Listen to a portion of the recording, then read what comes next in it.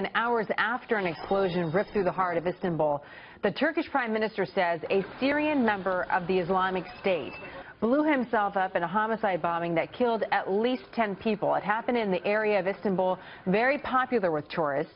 And now we're learning that most of those killed were, in fact, German citizens. Conor Powell is following all the breaking developments live from our Mideast Bureau in Jerusalem. Conor?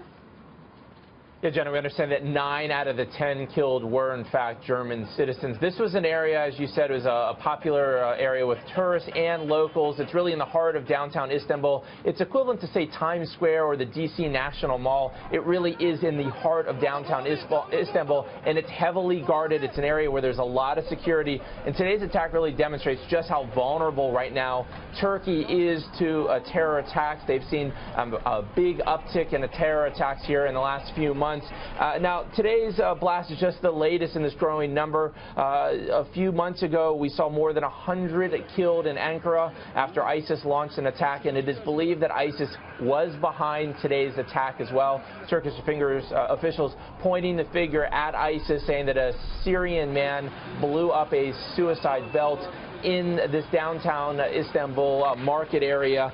Now, Istanbul and Turkey have sort of changed here in the last few months as ISIS has begun to launch these attacks in Turkey. For a long time, Turkey viewed ISIS as sort of a partner in the fight against Bashar al-Assad, viewing Assad as enemy number one, turning a blind eye to ISIS. But ISIS has begun to hit against Turkey as Turkey has begun to allow the United States access to its airspace to strike against ISIS in both Iraq and Syria. And again, this is what's changing as Turkey is beginning to see ISIS as an enemy and not as an ally in the fight against Bashar al-Assad. And Jenna, that's a big change.